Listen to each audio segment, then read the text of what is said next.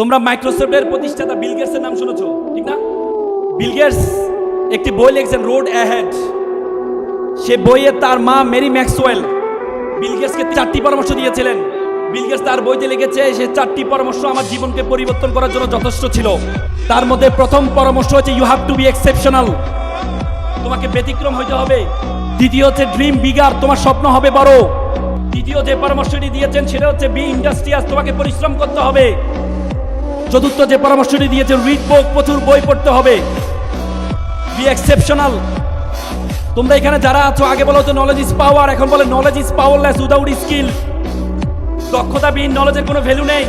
তুমি যদি দক্ষ না হও, দেখবা আমাদের দেশে বর্তমানে প্রায় 10 থেকে 15 লক্ষ অনার্স মাস্টার্স পাস বেকার আছে।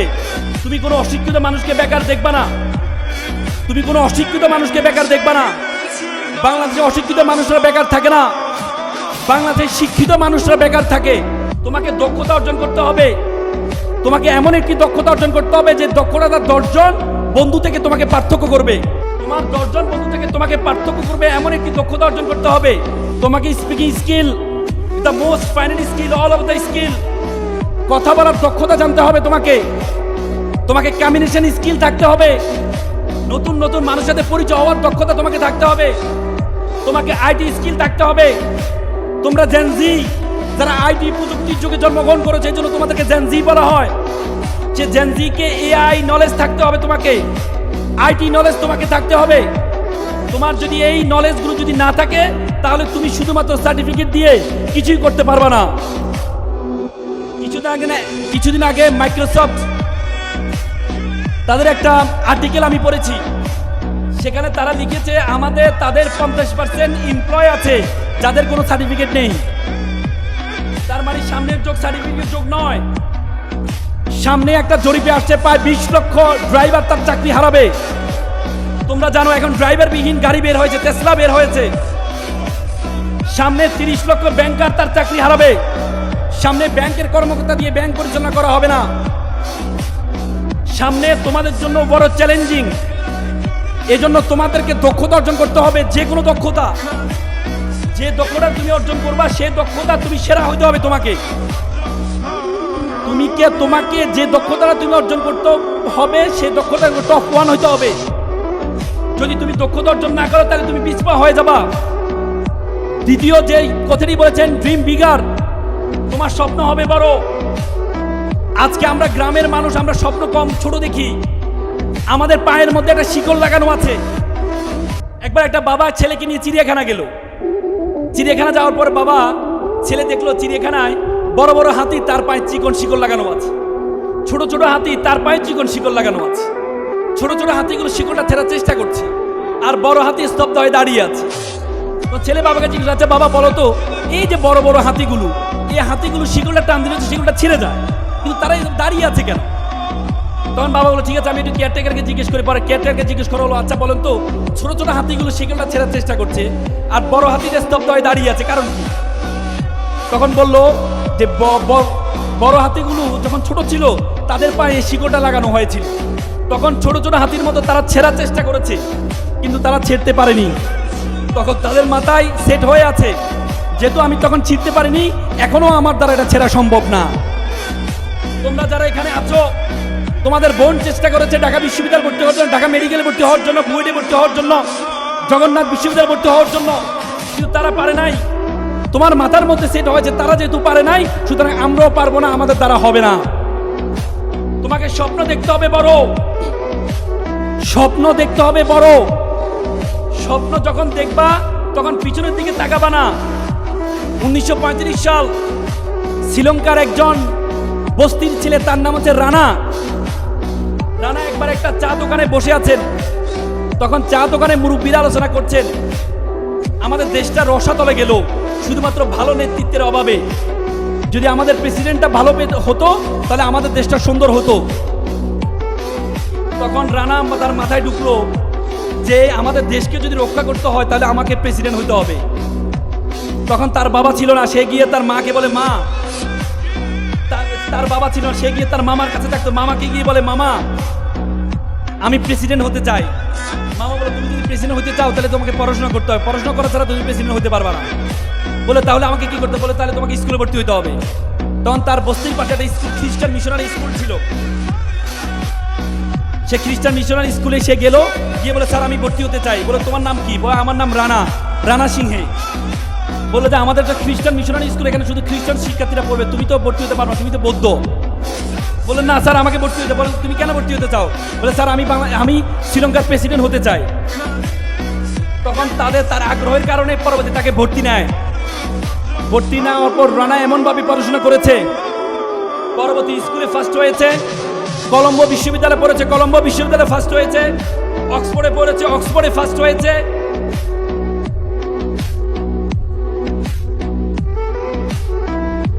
অক্সফোর্ডে ফার্স্ট হয়েছে। পরবর্তীতে সেই অক্সফোর্ড থেকে পড়াশোনা শেষ করে এসে শ্রীলঙ্কার প্রেসিডেন্ট হয়েছে, third president of Sri Lanka, Ranasinghe প্রেমাদাসার কথা বলছি। সে রানা সিংহে প্রেমাদাসা, সে বড় স্বপ্ন দেখেছে একটা বস্তিতে থেকে।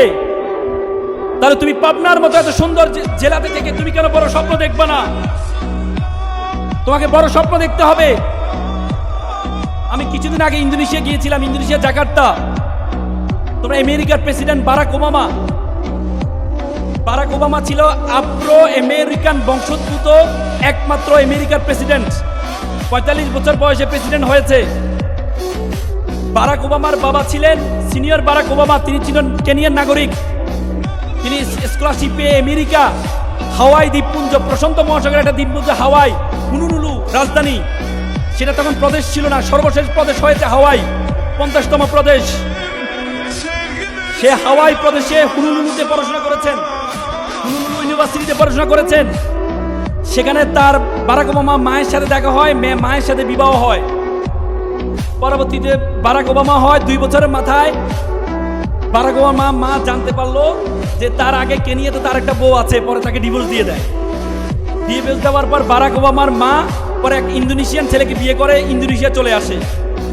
ইন্দোনেশিয়া আসার পরে ইন্দোনেশিয়ার জাকার্তা এসকে একটা স্কুল আছে, সেই স্কুলে ভর্তি করা বারাক ওবামাকে। প্রথম দিন স্কুলের শিক্ষক বলল, তোমরা তোমাদের স্বপ্নটা লেখো, সবচেয়ে বড় স্বপ্নটা লিখো। কারণ মানুষ তার স্বপ্নের আয়তন যত বড়, মানুষের স্বপ্ন তত বড়, তুমি স্বপ্নটা লিখো। বারাক ওবামা তার স্কুলের ম্যাডামকে জিজ্ঞেস করলেন, ম্যাডাম পৃথিবীর সবচেয়ে ক্ষমতাবান ব্যক্তি কে বর্তমানে? তিনি বলে পৃথিবীর সবচেয়ে ক্ষমতাবান ব্যক্তি হচ্ছে আমেরিকার প্রেসিডেন্ট। তখন সে লেখলে, I want to be a president of America, আমি আমেরিকার প্রেসিডেন্ট হতে চাই। পরবর্তীতে আমেরিকার প্রেসিডেন্ট হওয়ার জন্য সে যা কিছু ছিল প্রত্যেকটি কাজ করেছে। সে জানে রাজনীতি হওয়ার জন্য লিগ্যাল প্রফেশন লাগবে, সেজন্য ল প্রফেশনে ভর্তি হয়েছে, আইনজীবী হয়েছে, মেয়র হয়েছে, পরবর্তী আমেরিকার প্রেসিডেন্ট হয়েছে। বারাক ওবামা যদি পারে, রানা সিংহে প্রেমাদাসা যদি পারে, তাহলে তোমরা কেন পারবা না? তোমাদেরকে বড় স্বপ্ন দেখতে হবে। তৃতীয়, বি ইন্ডাস্ট্রিয়াস, তোমাকে পরিশ্রম করতে হবে। মনে রাখবা, পরিশ্রম তার পরিশ্রমকে কখনো খালি হাতে ফেরায় না। একবার একজন বৃদ্ধ মহিলা একটা কলস নিয়ে যাচ্ছে, পানি থেকে পানি নিয়ে তার যে শাড়ির যে আঁচল দিয়ে পানিটাকে মুড়িয়ে নিয়ে যাচ্ছে। একটা ছেলে ভাবছে, ইস আমি যদি এই কলসের মতো হতে পারতাম, তাহলে আমাকে কোলে নিত, তারপরে আমাকে এভাবে আঁচল দিয়ে আমাকে ঘুরিয়ে রাখতো। তখন সেই পাতিল বলে, সে কলস বলে, আমি তো একটা মাটির দলা ছিলাম, আমাকে মাটির দলাকে আমাকে চিবিয়ে, আমাকে আগুনে ফেলে, আমাকে অবয়ব দিয়ে আমাকে কলস বানানো হয়েছে, আমাকে আগুনে রাখা হয়েছে, আগুন থেকে উঠিয়ে আমাকে 30 দিন রোদে রাখা হয়েছে। রোদে রাখার পর তারপরে আমাকে বাজারে নেওয়া হয়েছে। বাজারে নেওয়ার পরে যিনি আমাকে কিনতে গিয়েছেন তিনি টকটক করে আমাকে দেখেছেন আমি মজবুত কিনা। যখন মজবুত হয়েছে তখন এনে আমাকে আজকে সম্মানিত করা হচ্ছে।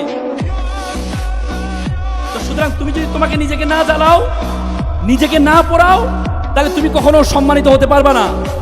আমরা সবসময় বলি যে আত্মাকদিরুল লা ইয়ারুদু, তকদির কখনো পরিবর্তন হয় না।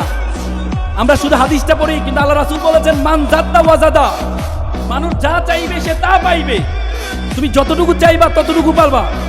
আল্লাহ তাআলা কোন বলছে ওয়াল্লাইসা লিল ইনসানু ইল্লা মা সা, মানুষ ততটুকুই পাবে যতটুকু সে চায়। তো সুতরাং তুমি তোমার চাওয়াটা সর্বোচ্চ করতে হবে, নিজেকে পাতিলের মতো পোড়াইতে হবে। নিজেকে কষ্ট দিতে হবে। সেটা যদি দিতে পারো তাহলে তুমি সেভাবে সম্মানিত হবা। সর্বশেষ যেটি বলেছেন সেটি হচ্ছে রিড বুক, বই পড়তে হবে, বই পড়তে হবে।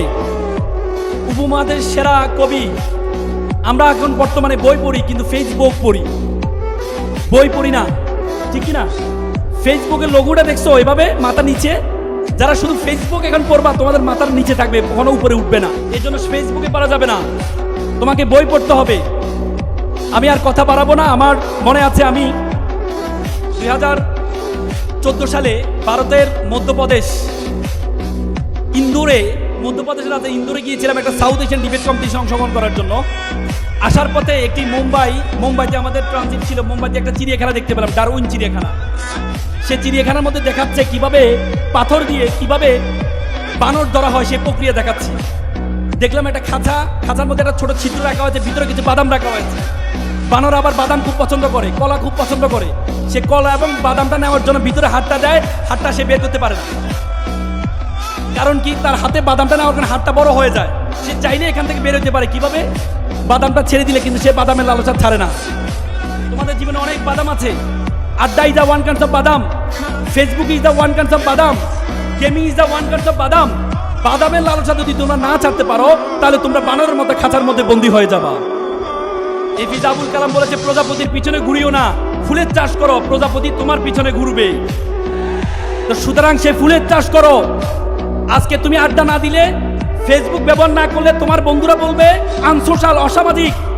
বন্ধুদেরকে ছেড়ে দাও। এপিজে আব্দুল কালাম আরেকটি কথা বলেছিলাম, আমি একটি কাঠবিড়ালি পুষেছিলাম, বড় হওয়ার পর চলে গেল।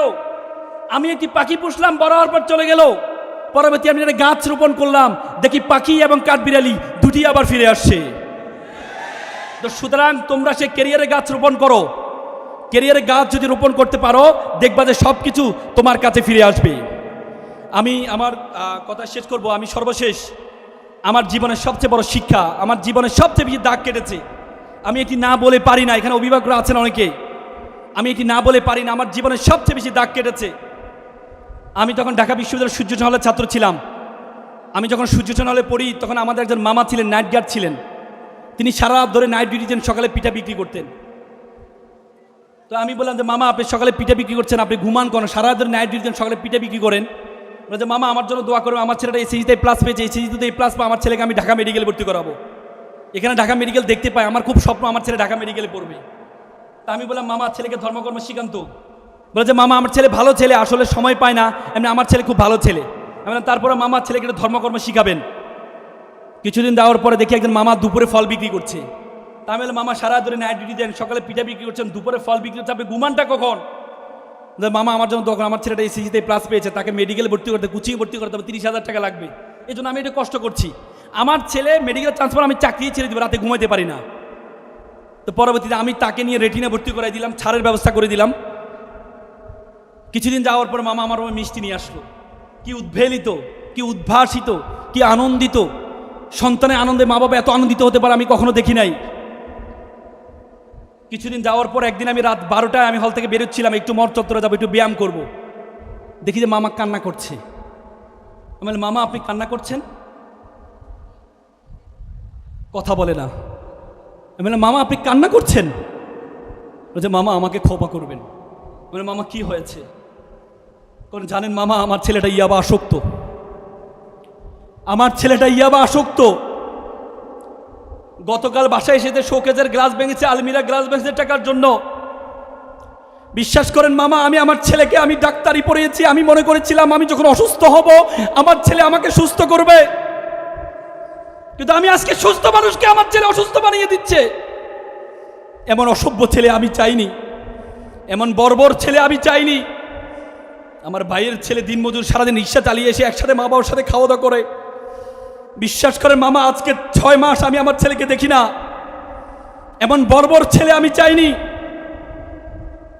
With due respect to our guidance, with due respect to our guidance, আপনি আপনার ছেলেকে ডাক্তার বানালেন, ইঞ্জিনিয়ার বানালেন, কোনো কাজে আসবে না।